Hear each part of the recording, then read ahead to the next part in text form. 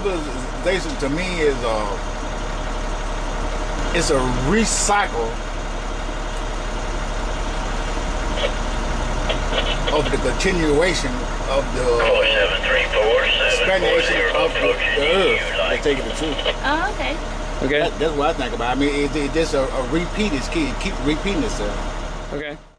To me, globalization is about being connected and about seeing the world in a really holistic place, in a holistic way, and realizing that decisions that I make affect other people, and kind of the connecting of humanity.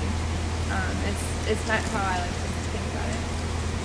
Thus, globalization is the economic, social, and technological process by which the globe is rapidly shrinking, allowing individuals from around the world to connect like never before. Our research focused on how globalization has impacted family structure, enabling technology to revolutionize the way families are formed through both internet dating and international adoption. For this exploration, our starting point was the connection of two individuals and how globalization has affected their connection. Individuals seeking companionship are the driving force behind the internet dating craze. Thanks to globalization, people from around the globe can easily meet to become potential mates. Personally, it kind of freaks me out just a little bit, but you know, maybe it works for some people. No, I haven't. No. I don't think so. That's For me, I wouldn't do it. No, I wouldn't. Don't trust it. I don't trust it. I don't really think so, but maybe if I need to someday. Yeah, there's a lot more options for people today, but it's not nearly as closed and as controlled as it used to be. So it's like I said, the internet is definitely a good thing, definitely beneficial.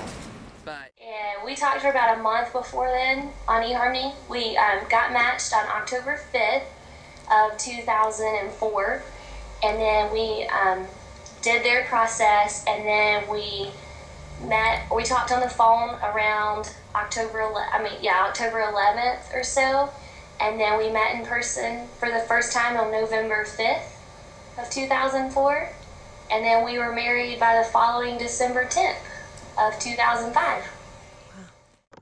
Next, it is crucial to consider not only how a family is grounded, but how that family will grow and develop. While international adoption does pose more barriers than local adoption, it accounted for about 17,438 adoptions in 2008.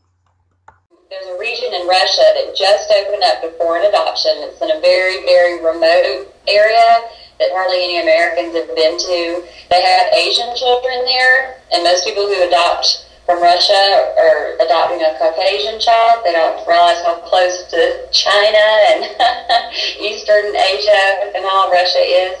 And they said they had Asian children there ready to go, a little bit older, and that's how we ended up there. We said, sure, we'll go anywhere. We're just ready to be parents, and got two 2-year-olds 3 months later. We started, was late, decided it might be nice to have a kid, so we tried to have a kid for a while, and then when that didn't work out, we went to adoption, and we went with an international adoption in part because of our ages, we thought we might have difficulty getting an infant, and also because I had some friends who had really bad experiences where somebody had come back after they'd adopted a child and the parent came and showed up. So we decided to go with international adoption. Looked into it. China was a country that really wanted older parents, between 35 and 50. Took about 2.5 years from the time we started working on it till we actually flew to China. The adoption is a lot about personal connections and personal feelings about orphans, and a lot of it has to do with my faith system.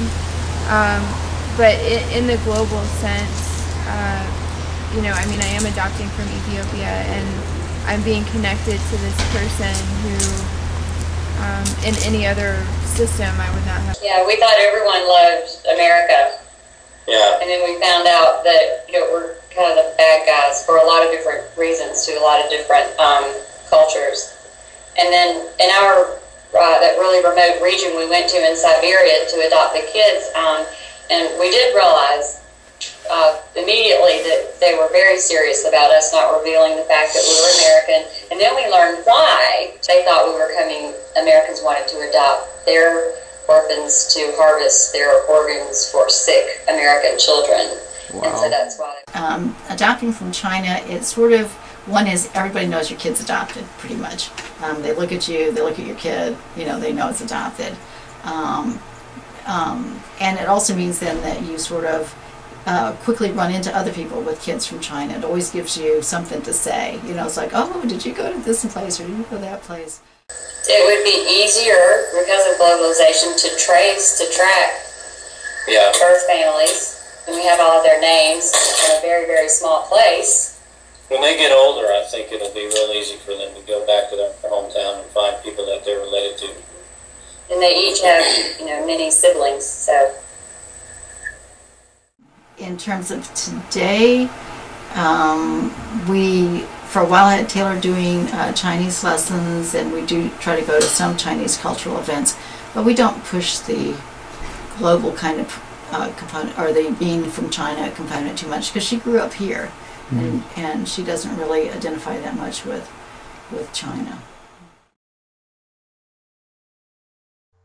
None of these family connections would be possible without technology. Innovations, including Skype, email, and international phone service, have made communication and networking quicker and easier than ever before. Like, I could have met anybody from anywhere, and I probably never would have met somebody from Vicksburg, Mississippi, and basically through the internet, and I'm talking to you right now in Auburn, yet I'm sitting in the sound booth at a church in Georgia. I just think, the world's getting smaller. In a globalized world, families can no longer be easily defined. As legal practices and social constructs race to keep up with the ever-changing definition of a family, globalization kicks that race into turbocharge, revolutionizing the idea that while blood may be thicker than water, good fiber optic cables may be the true lifeline of the new globalized world. The sky is the limit as to how far your family's roots may stretch.